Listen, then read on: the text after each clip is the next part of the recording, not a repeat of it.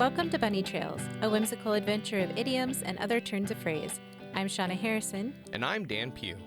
Each week, we take an idiom or other turn of phrase and try to tell the story from its entry into the English language to how it's used today. Imagine you're a kid and your cool aunt or uncle that doesn't have any of their own kids. They've come to visit.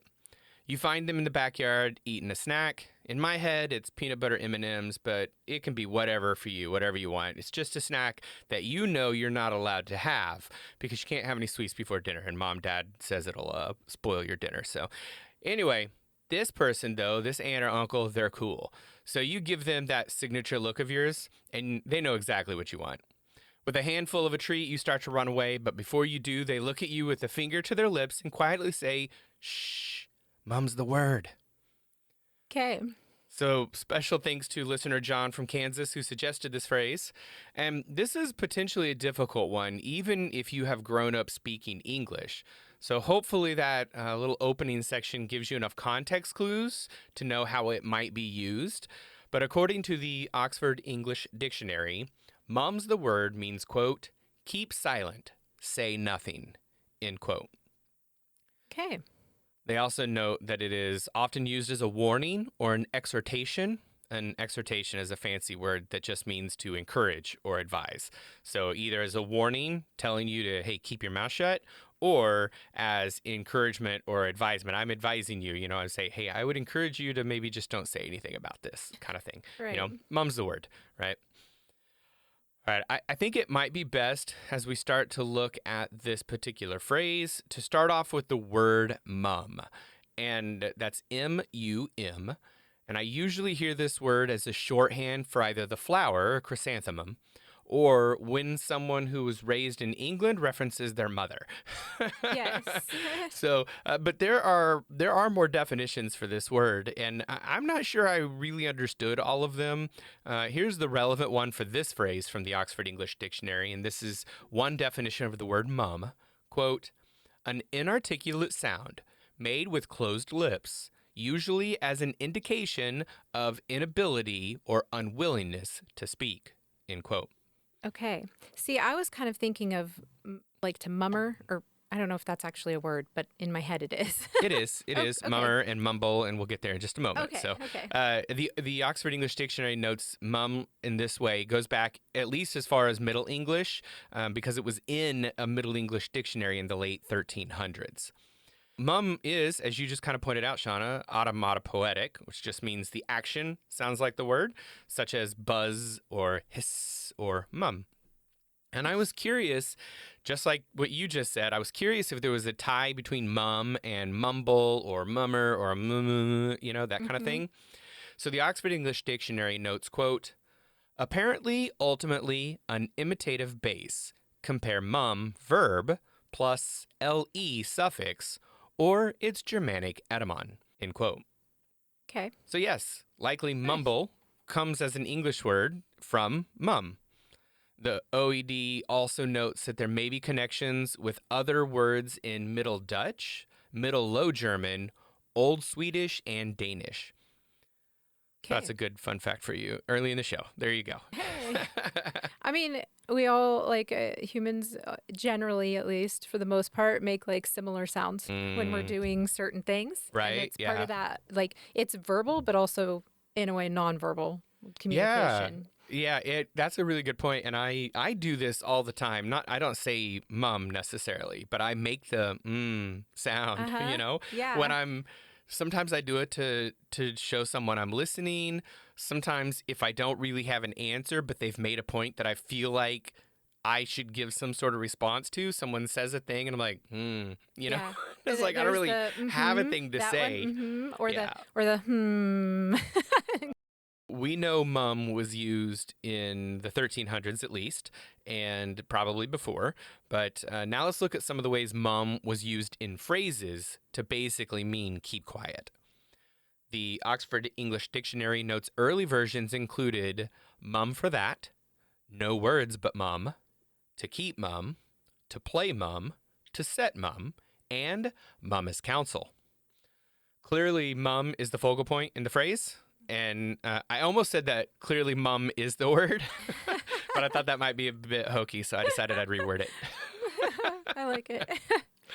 All right, here's an example from one of the Townley plays, which are a cycle of 32 plays preserved in a manuscript from around 1460 by the Townleys, a Lancashire family. And it was intended for production by the guilds of Wakefield, and as such, they are sometimes also known as the Wakefield plays. According to the side notes by Alfred W. Pollard in 1847, the passage I'm about to read means he will have vengeance on him for his silence. Quote, though thy lips be stoken, yet might thou say mum, end quote. And I am so glad. Man, I am so glad that we had that clarification, those side notes. So thanks, Al Pollard, for that, because without context, thy lips be stoken definitely feels sexual. It's like if Ariana Grande was singing, you know, it's like instead of her lips be popping, thy lips be stoken. Right? I could just hear her singing that. Or it's a comment about like somebody's getting fired up, you know, so they're like, oh yeah, they're like, dude, they're thy not lips their be lips, stoken. but it's like their words, you know, kind of. I love this phrase. We should bring this back. Yeah, Oh, that's amazing. Thy lips be stoken. Well, all right, there you go. There you go, everyone. That's a new one for you. Stoken. Here's some uses from the 1523 work by John Skelton, A Right Delectable Treatise Upon a Goodly Garland or Chaplet of Laurel. He was clearly a fan of the word because he used it twice in this work. The first, quote, men of such matters make but a mumming, for wisdom and sadness be set out a sunning, end quote. Okay. So there he's using mumming in that context, and then later in the book, in the work, he says, "quote She looked haughty and gave on me a glum. There was among them no word then but mum." End quote. So we got no word but mum. You know, we're seeing that being used there, 1523. This next one is from the 1523 play Comedy of Aclaestus by Guilliamus Nafus, which was translated from Latin to English by John Palsgrave in 1540. So I'm going to read from the 1540 work because I don't know exactly how the phrase was used in the Latin, and we're talking mostly about English anyway. So 1540 is where I'm going to put this time frame. Quote, I dare not do so much as put my hand to my mouth and say, mum is counsel, end quote. Okay. This one is from 1663. It's in a play, A Witty Combat, or The Female Victor, by Thomas Porter. Quote, the Lord knows what, but hear me, it is no laughing matter, mum's the word, end quote. So that's really the first time that I saw it being used in that exact way, mum's the word, the way that we use it now, and that's 1663. But clearly the phrase has existed in many forms. Before this, mum's the counsel being a common one that I saw. I could have sat here and read, tons and tons and tons of examples, but just pulled out ones that I was hoping kind of showcase different timelines and different ways that it was used. Mostly it was used in plays and poems, but I want to move forward a little bit in time so we can see the phrase being used in other contexts beyond those. And that's mostly, it's not that it wasn't used in other ways. It's just before the 1700s, we didn't have a lot of other works that were being captured and documented, right? So the things that survive are books and poems and plays. Yeah, a lot of those because they were the plays and things like that would be duplicated over and over again. And but also that speaks to them being used in the spoken word. Fast forwarding a bit, this is from a story in the Westminster Magazine for June 1785. The story is called Momus, or The Laughing Philosopher. The author is credited as Celsissimus. Quote, we were giving some jolly toasts, for my friend never forgets church and king, and such like, by the by, I believe his father was a Charley's man in the year 45, but mum's the word, he is my friend, and his wine is unexceptionable, end quote. So I'm not Wow. 100% sure on this, but I think when he said his friend's father was a Charley's man, that means he was a night watchman, which is kind of like a low-level nighttime cop, right? So for what I could tell, like Charley or Charlie's was a nickname for the night watchman in London around these time frames. So they basically patrolled at night to watch for disturbances like fires or break-ins. In a lot of places, they had curfews. So if you didn't have like a letter or something that said that you were supposed to be out after dark, then anybody that was out was assumed to be up to no good, right? Gotcha.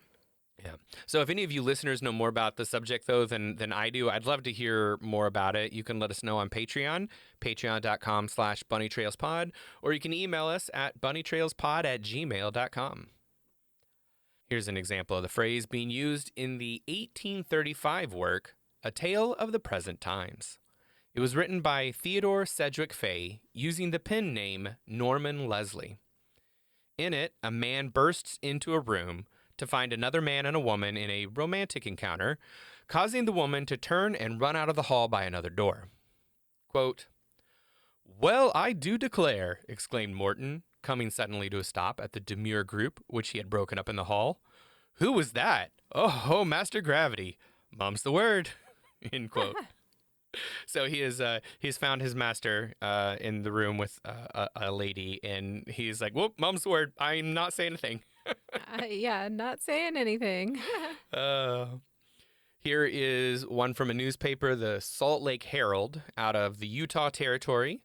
Utah would not become a USA state for another 2 years. The date for our article is June 12th, 1894. Our phrase is found in the political notes section, which is just like a predecessor of social media where people posted things out there for others to enjoy or possibly hate. This is focused on politics, though. And this is a question posed by a person calling themselves a Denver Republican, with a response from the newspaper staff. Quote, "Last week's gold exports exceeded 7,300,000. Last year, when the outflow was less than half as large as it is now, all the wise men of the East attributed it wholly to the purchase of silver. What have they say for themes now? We would like to know. Denver Republican. They just say, mum's the word." End quote. Here is one from the Daily Gate City out of Iowa, USA. It's dated May 10th, 1911. Our phrase is found in the notes and comments section, which is the same thing as what we mentioned before in our previous citation, but this one isn't always political. This was a comment about Beryl F. Carroll, the 20th governor of Iowa, who served from 1906 to 1913.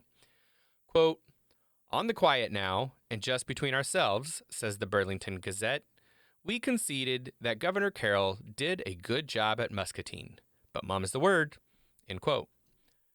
So this is them saying that the governor, what he was doing at Muscatine, they approved of, but they would never say that in such a way, or they've obviously been critical of the governor. So, they're playing a little bit of a fun with that. Although I don't think what they're talking about is fun at all. So I have to assume the Burlington Gazette was referring to a strike in Muscatine at a pearl button factory that was the hotspot of workers' rights for several months. It seems the governor sent in the militia in late April to impose order. Here's an article from the Little Village magazine. They say, quote, "In her study of the strike published by the Annals of Iowa, Kate Rosamaneri explains it's hard to reconstruct exactly what went on in the strike because the Muscatine News Tribune, which was sympathetic to the union in the first 3 months of the strike, abruptly stopped the coverage of the labor situation in mid-May. After May, there were only sporadic stories in the News Tribune and other Iowa papers." End quote. Which means that with no free press covering the story, the strike was effectively over in the minds of everyone who wasn't near Muscatine, despite the strike not coming to an end until 1912.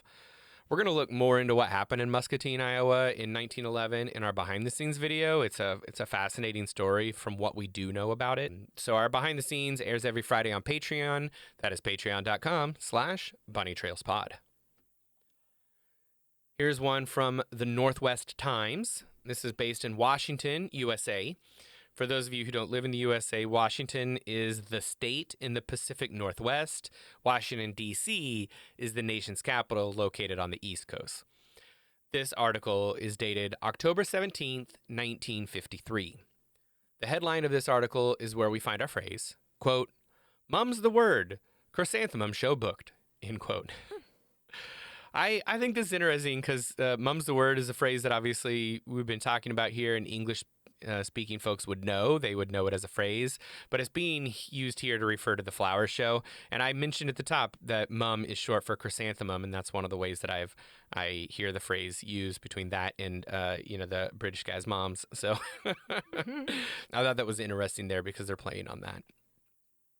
One more thing before we head to the break. The newspaper we just heard from, the Northwest Times, billed itself as the only all-English Nisei newspaper in the Pacific Northwest.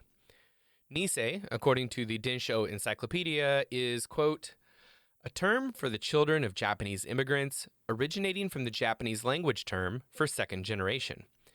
In the American context, the term is generally understood to apply specifically to the American-born and thus U.S. citizens, children of Japanese immigrants, who arrived prior to the cessation of Japanese immigration to the U.S. under the dictates of the Immigration Act of 1924.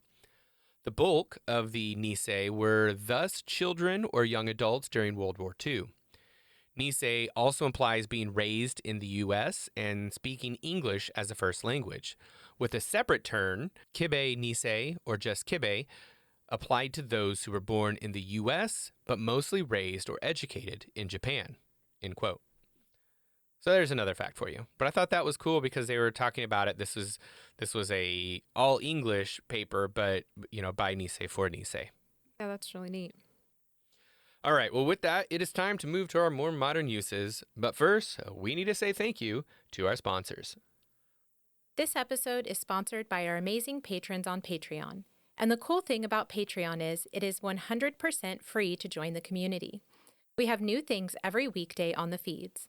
On Mondays, we have a conversation about what movies, shows, books, podcasts, and whatever else everyone is enjoying.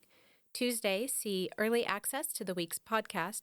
Wednesdays have all the links, books, songs, and other content mentioned in the week's episode. Thursday has patrons-only polls, and Fridays are our lightly edited behind-the-scenes video featuring all the cut content, goofs, and bonus facts you could imagine. We've got some other pretty cool stuff too, like original digital artwork once a month made by Shauna, and direct access to talk with us. No algorithms getting in the way of what we see or don't see. Plus, you can get awesome name recognition like Pat Rowe does every episode. And our top spot is currently occupied by the amazing Mary Halsig Lopez. You can join the Bunny Trails community for free at Bunny Trails Pod on Patreon. That's patreon.com/bunnytrailspod. All right, we're going to start off in 2001 with Mum's the Word, which is a smooth instrumental jazz song by Fatburger off their 2001 album, TGIF. We used to have a smooth jazz station in Wichita around this time in the early 2000s, so I've probably heard it, and I love smooth jazz, but it does sound a lot like a lot of the smooth jazz out there from that time frame. Right. So you will have to check it out for yourself on the Patreon or grab the link from the show notes, which you can do, and then you can listen to it yourself and see what you think. But I think it's a good song. Obviously, no words because it's instrumental. Mum's the Word is a 2004 book by Kate Collins. It's the first book in the Flower Shop Mysteries series. The protagonist, Abby Knight, dropped out of law school and now owns a hometown flower shop. But she has an eye for mystery. Here's the synopsis from the author's website. Quote, "So maybe Abby's life isn't the bed of roses she was hoping it would be. She adores her job, but a new low-cost competitor is killing her profits, and a black SUV just rammed her vintage Corvette in a hit-and-run. Determined to track down the driver, she accepts the help of hunky ex-cop Marco Salvari. But their budding relationship is threatened when the trail turns deadly. Now, Abby is caught in a tangle of menacing phone calls, police corruption, and murderous road rage. If she's not careful, the next flower arrangement might be for her own funeral." End quote. Bum, bum, bum. Yeah. So this turned out to be apparently just a very wildly successful series of books, The Flower Shop Mysteries, because the series was turned into a 2015 Hallmark mystery TV show starring Brooke Shields. So obviously Wow. they had to make Abby a little bit older in this case. Uh-huh. Instead of, I think, the college dropout, now she was a successful lawyer and has now, gone back to her hometown. But yeah, so same kind of concept though. So Brooke Shields is playing Abby in this. And so it's got to have been a really pretty good book series. So if you're interested, there you go. It is a great name for Abby Knight, the Abbey Knight and what is it? The Flower Shop Flower Shop Mysteries. Mysteries. Yeah. I mean, yeah, all of that. Good naming, Yeah, I couldn't tell if it's like is it like a sexy type book, like a little Right, like a romance, or is it like romance. a cozy mystery where they kind of skip over the blood and gore and the sex stuff and that kind of thing, and just it's really focused on. I couldn't really tell there. It wasn't billed as a cozy mystery, so I have to assume there's probably a little bit of the hunky ex cop, and Right, that kind yeah. of thing. It gives me the feel that like maybe there's a little bit. I wouldn't say they're necessarily spicy. I don't know. I haven't read them, but maybe there's a little bit there anyway, Right. enough to wet the whistle, so to speak, which we've done an episode on. You can go check that out too. Mum's the Word is a 2008 book by Kate Lawson. Here's the synopsis from the publisher. Quote, "Whoever said life began at 40 was dead right. A riotous romantic comedy about never-ending motherhood, second chances, and growing old disgracefully. What do you do when Mr. Could Do Worse dumps you on the very night you think he's going to propose? Your 20-something shows up on your doorstep with a broken heart and dirty washing in tow. You find out you're going to be a granny at 45. Your son's maybe ex-girlfriend's father starts making wickedly naughty suggestions. Your ex's new bit of stuff wants to become your new best friend. Your 70-year-old father is dating someone young enough to be your sister. You make the same mistakes you made in your 20s 2 whole decades later. You can't get the one person you want out of your head. You grab the vodka and wonder if you're too old for all this crap." End quote. Awesome. There you go. Sounds, Yeah. there's a lot going on there. I like it. So yeah, I think if you're a mid-40s divorcee, then this book may literally speak to you in some ways, or not. I don't know. Mum's the Word is an interactive documentary directed by Colin Sheehan that was released in 2020. I will head to the website for the synopsis. Quote, "Mum's the Word is an old expression that means to say nothing, don't reveal a secret. Our project, Mum's the Word, is an interactive documentary on the history and legacy of the adoption mandate in Canada, as seen through the eyes of those who lived it and those who still feel it today. In the post-war period, approximately 350,000 women throughout Canada were coerced into giving their, air quote, illegitimate children up for adoption by churches, social workers, government agencies, and sometimes their own families. The impact and stigma that this mandate created is only beginning to be understood today. We intend to share the stories and lived experiences of mothers and adoptees from across Canada who were denied their basic human rights. By telling these stories, we hope to share their knowledge and lived experiences and give space to those who have been denied it for far too long." End quote. So that's a pretty heavy subject, but Yeah. sounds like a story that deserves to be told. This next one is an artwork called Mum's the Word by the artist Winky Uhl. It's an acrylic, oil, and gold leaf on high-quality canvas stretcher. It's finished off with a soft, glossy varnish. It features 2 women, with one whispering something in the other's ear. There's no description of this work, but I'm going to read part of the bio of the author from the website that might help inform the viewing. Quote, and before I get into this, I just want to apologize. I couldn't find the pronunciation on her name, and so I'm probably misstating it. So, quote, "Winky Uhl is contemporary figurative artist living and working in Germany. Uhl draws inspiration from human beauty and the female form. As a teenager, she wanted to become a fashion designer, and her fashion-forward aesthetic continues to shine alongside the deliberate and differentiated elements that define the vivacious and independent nature of her subjects. Uhl still likes to dress women in shapes and patterns, but her focus shifted from the purely fashion-oriented to including elements of storytelling. Her works capture a situation, a moment, or an expression, playing with concepts of identity and self-image, they're reflecting the vibrant pop culture and mood of today's transitional time. Emancipation, diversity, equality, and liberty are a natural and inherent part of her idea of how the world should be. Consequently, she is usually drawn to subjects displaying a certain independence, strength, and nonchalance. Freed of the male gaze, Uhl celebrates femininity by capturing images of powerful women that have their own agenda and that defy objectification and subordination. End quote. So that's a little bit about her, and I think with that context, I think the art really speaks a little differently than without that context. So you can go to our Patreon and click the link on that or the show notes on the website. Now for something incredibly different. Mum's the Word is a costume jam band. Oh, yeah. I will let them tell you about themselves in their own words from their website, mumsthewordmusic.com. Quote, Mum's the Word is a costumed jam band from Philadelphia and South Jersey.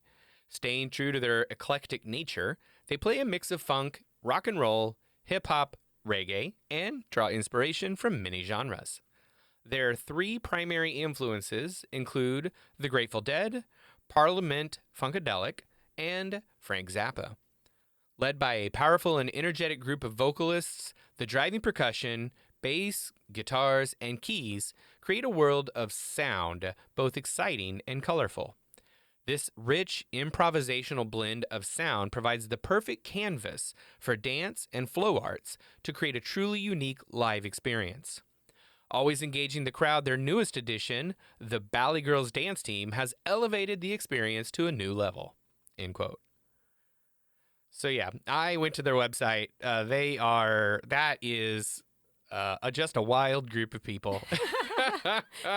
The costumes were amazing, and reading a little bit about some of the band members, it was just a definitely interesting group of people, and I bet their shows are just a whole heck of a lot of fun. Yeah, it sounds very entertaining. Well, speaking of fun, this episode was a really fun one to research. I had always assumed it had something to do with the British slang term for mothers, so I was pleasantly surprised to learn more about the word mum going back to Middle English. Now that I know about this phrase and I know about how it came about, I think I'm going to try and start using it more often. You know, there's some phrases that I don't know what their history is, and so I try and shy away from them because, man, I grew up in Texas and, you know, in rural Texas at that. And so there's just a lot of things that the people around me said that when I stop and think about them, I'm like, that's not a very nice phrase. I don't want to use that, you know? So Right, there's a yeah. lot of things that I've really had to question over the years about what I heard people around me saying growing up. Mhm. So it's really good to be able to jump into some of these phrases and find, yeah, this one sounds great. I don't hear a problematic history with it. I certainly didn't find anything there. So Mum's the Word. I'm going to start using it a lot more often. Well, that's about all the time we have for today. If you have any thoughts on the show or pop culture references we should have included, reach out to us on Patreon, patreon.com/bunnytrailspod, or comment on our website, bunnytrailspod.com. It's poll time. Recently, we asked our patrons, fake plants or real plants? Real plants was the runaway winner, with several saying they have a healthy mix of both real and fake. Heather said, quote, I have an indoor herb garden and I like real plants outdoors. I have plans to put a raised garden bed in my backyard, but lately I've been getting into the Lego flower line. So far, I have made the cherry blossoms and plan to get more, end quote. Nice. Cheryl added, quote, at the moment, both, but I keep killing the live plants except my jade, so I'll be switching to artificial except the jade and the ones in my Crested's terrarium, end quote. Jan said, quote, about 15 years ago on a road near Harlingen, Texas, I bought an aloe plant at a fruit stand. That split into about 10 aloe plants. I've got those, plus a miniature pine, our poinsettia for last year, a mandarin sapling, and several plants. I have no idea what they are, end quote. And JGP comes in with the dissenting, though practical opinion, quote, neither for me. Real plants require a green thumb, which I lack. Fake ones require dusting, which I hate doing. And both require better trained cats than my furry beasts are willing to be. End quote. Amazing. That makes perfect sense. I opt for real plants because I am also bad about dusting in general, just as a general thing. So I don't really like to do the fake plant thing. I've tried it and I found the exact same problem JGP mentioned. My real plants are outdoors though. I don't really keep any indoor plants. I don't know why, but it's just not my thing. I would forget to take care of them. And I think part of the beauty of me taking care of the garden and plants outside and that kind of stuff is that I'm outside doing it, right? And I think I would have a different opinion if I lived in a place that was more temperate, where inside and outside could be architecturally designed to feel like a continuation of one another. But I don't. I live in Kansas. So that's not an option. We need to have very defined lines between inside and outside because the outside is oftentimes inhospitable. So yeah, but I have some potted plants. Most are directly in the ground or in a slightly raised beds, but I don't have any pets to destroy them. So I think that helps for the backyard situation. Right. I think I'd be called a plant lady. I have dozens from aloe disease. A few of my favorites in between are Birkin, Monstera, Moses in the Cradle, Paraiso Verde, Ring of Fire, and Silver Pothos. I don't know what most of those are. I know I've heard of aloe. Oh, there you go. Hey. Monstera is one of those with the big, huge heart-shaped leaves that has like some little slits on the sides. Oh yeah, I know exactly which one you're talking about because you have it. I see it. Mm-hmm. So you've seen it. I've seen it lots of times. So anyway, those are some of my favorites. I love plants. One day I'm gonna live in a rainforest, and then I might feel like I have enough plants around me. Nice. Well, as a reminder, our silly pools mean absolutely nothing and are not scientifically valid, and patrons of all levels, including our free tiers, can take part. Head over to patreon.com/bunnytrailspod to take this week's poll. Thanks for joining us. We'll talk to you again next week. Until then, remember, words belong to their users.